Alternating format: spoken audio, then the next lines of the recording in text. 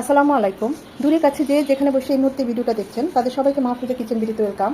আজ গরুর গোশতের কোরমা বা বিফ কোরমা যেভাবেই বলি সেটা করব। দেখতেই পাচ্ছেন লুকসটা কত সুন্দর এসেছে।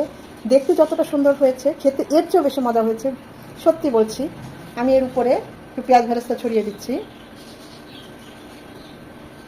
অসম্ভব মজার। আমরা তো গরুর মাংস অনেকভাবে রান্না করে থাকি, এইভাবে কোরমা রান্না করে একবার ট্রাই করবেন। এই রেসিপি ফলো করে যে কোনো কোরমা, ডিমের কোরমা, মুরগির মাংসের কোরমা, বিফ কোরমা, যেভাবে মাটন কোরমা আমরা যেভাবে করি, ছোটো বড়ো সবার কিন্তু অনেক পছন্দ। ছোটোবেলায় আম্মা রান্না করতো, বড় হওয়ার পরও রান্না করতো। ঈদের দিন স্পেশালি ছিল এই কোরমা, সেটা বিফ হোক, চিকেন হোক, যাই হোক। তো অসম্ভব মজার, দেখতেই পাচ্ছেন অসম্ভব ভালো হয়েছে, সত্যি বলছি। তা আমি কীভাবে আজকে বিফ কোরমাটা করেছি সেটা এখন আপনাদের সাথে শেয়ার করব।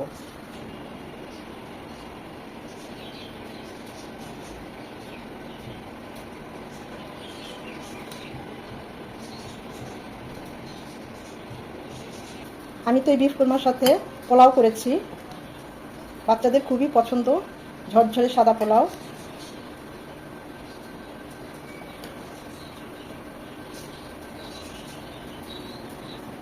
আজ বাচ্চাদের দুপুরের খাবার একদম জমে যাবে।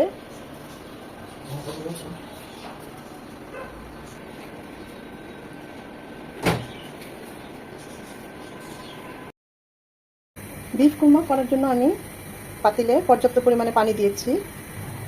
গরুর মাংসটা খাসির মাংস দিয়েও করা যাবে। আমি এখানে 2 কেজি গরুর মাংস দেব। এখানে হাড়, চর্বি, সলিড মাংস, সব ধরনের মাংসই আছে। মাংসগুলোর টুকরাগুলো একটু বড় বড় সাইজ করে নিয়েছি, যেহেতু কোরমার মাংসগুলো একটু বড় বড় করে নিলেই হয়। খুব ভালোভাবে ধুয়ে পরিষ্কার করে পানিটা একদম ছড়িয়ে নিয়েছি। দিয়ে দিচ্ছি 1 কাপ পেঁয়াজ কুচি। পেঁয়াজটা একটু বড় বড় করে কেটেছি। 2টো তেজপাতা। আমি বিফটাকে সেদ্ধ করব, পানির পরিমাণটা তাই একটু বেশি দিয়েছি। 2 টুকরো দারচিনি, 5টা সাদা এলাচ, অবশ্যই থেতো করে দিবেন, এতে করে সুঘ্রাণটা বের হয়ে আসবে। 7-8টা লবঙ্গ, 15-16টা গোলমরিচ, কালো গোলমরিচ, 2.5 টেবিল চামচ আদা রসুনের পেস্ট। এখানে আদাটা মানে বেশি আছে, রসুনটা একটু কম আছে। মানে 1.5 টেবিল চামচ আদা বাটা আর 1 টেবিল চামচ রসুন বাটা। স্বাদ অনুযায়ী লবণ আমি 2 চা চামচ ভর্তি করে দিলাম। এখানে আর কিছুই দেওয়ার নাই। সব কিছু দিয়ে আমরা বিফটাকে ভালোভাবে কুক করে নেব, যেন 80 থেকে 90% কুক হয়ে যায়। পুরোপুরি সেদ্ধ হয়ে গেলে আরও ভালো, কোনো সমস্যা নাই। আপনার এই কাজটা চাইলে প্রেশার কুকারেও করতে পারেন, সময় বাঁচবে, খুব দ্রুত হয়ে যাবে। সব কিছু আদা রসুন, এই গোটা মশলাগুলো, পেঁয়াজ, এই সব কিছুই এই গরুর বিফের সাথে মিশে যাবে, ফ্লেভার, টেস্ট সব কিছুই। এখন এখানে আমাদের আর কিছুই করার নেই। এটা পুরোপুরি সেদ্ধ হওয়ার পর আপনাদের সাথে দেখা করছি। মিনিমাম 40 থেকে 50 মিনিট এটা কুক হবে।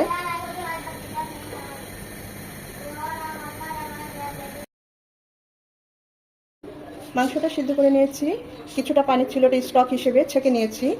এখন এখানে 1/2 কাপ পানি নিয়েছি, দিয়ে দিচ্ছি 1 টেবিল চামচ শুকনো গুঁড়ো দুধ। ভালোভাবে গুলিয়ে নেব। এখানে আমি 4 টেবিল চামচ শুকনো গুঁড়ো দুধ নিয়েছি, 2 কাপ পানির সাথে গুলিয়ে ঘন দুধ তৈরি করে নিয়েছি।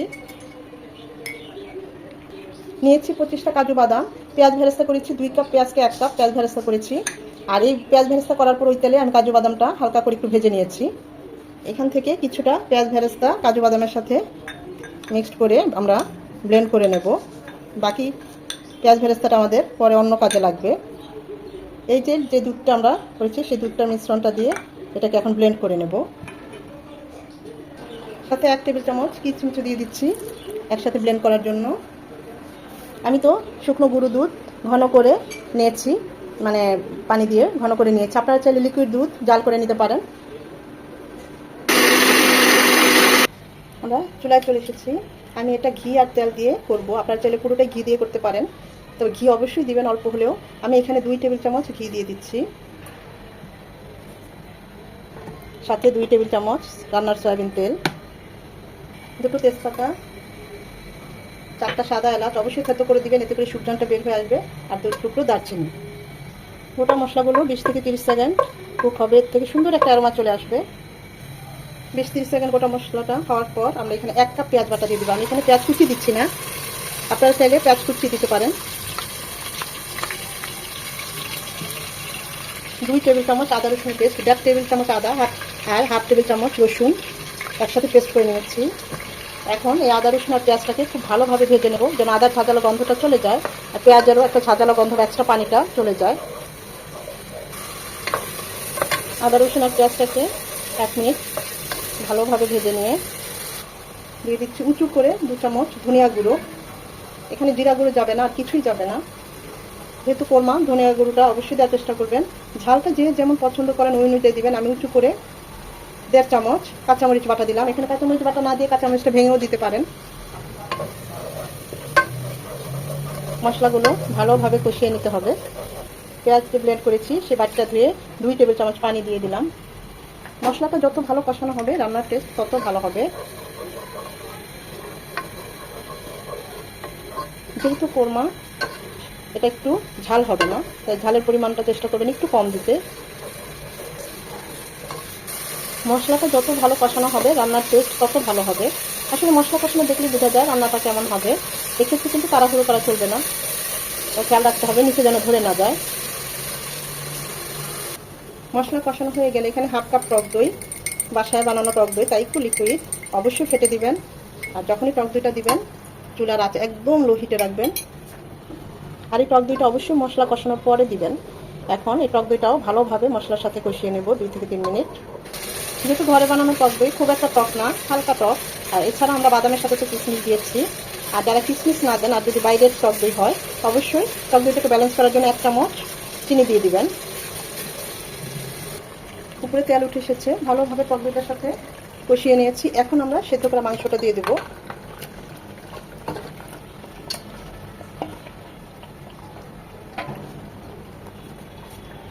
মশলার সাথে টক দইয়ের সাথে ভালোভাবে বিফটাকে কষিয়ে নেব।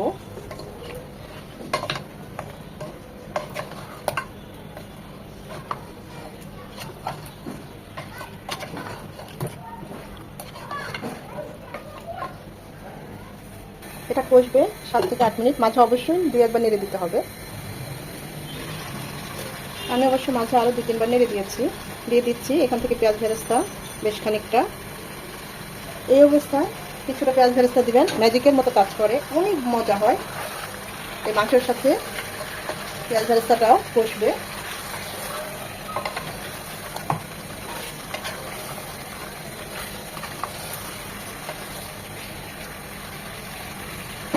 এটা আরও 4 থেকে 5 মিনিট কষবে। আমি অবশ্য মাঝে আরও 2 থেকে 3 বার নেড়ে দিয়েছি। এখন দিয়ে দিচ্ছি স্টকটা, মাংসটা সেদ্ধ করে আমরা রেখে দিয়েছিলাম, সেটা 1.5 কাপ ছিল। আমি কিন্তু এখনও কোনো লবণ দিই নাই, কারণ মাংসটা যখন আমরা সেদ্ধ করেছি তখন কিন্তু আমি লবণ দিয়েছি, তাই লবণটা এখন টেস্ট করে বুঝে দিতে হবে। যদি দরকার হয় তাহলে দেব।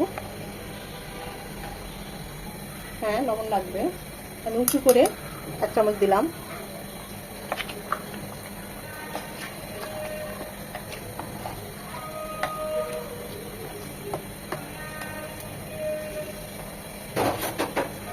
এখন এটা 8 থেকে 10 মিনিট কুক হবে।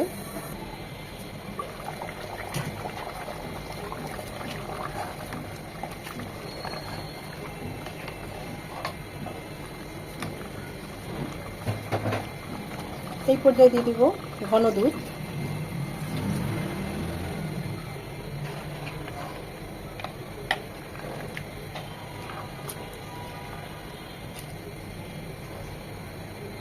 দিয়ে দেবো 4-5টা কাঁচামরিচ, মাঝখানে মাথাটা অবশ্যই ভেঙে দিবেন, এতে করে কাঁচামরিচের ফ্লেভারটা বের হয়ে আসবে, কিন্তু ঝাল হবে না। এটা দিয়ে 4-5 মিনিট জাল কুক করে নেব।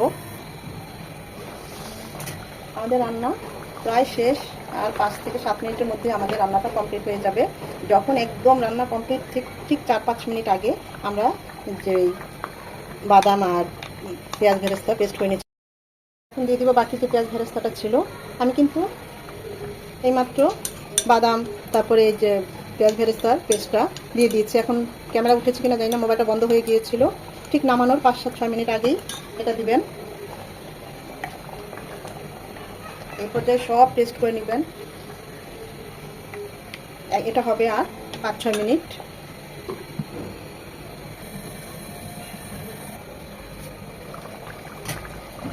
মাশাআল্লাহ, খুব সুন্দর একটা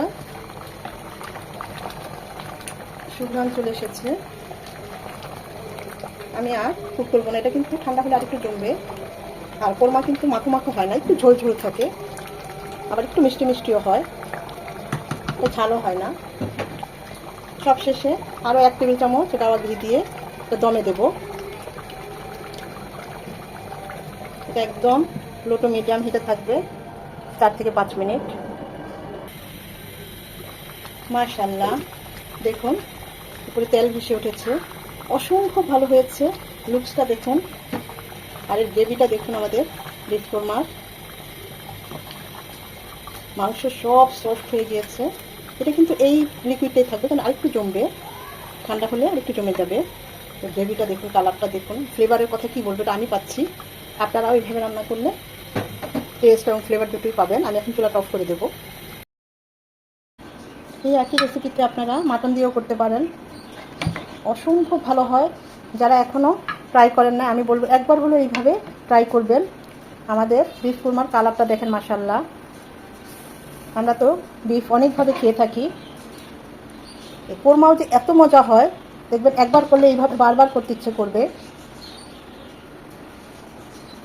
পোলাওর সাথে খুব ভালো যায়।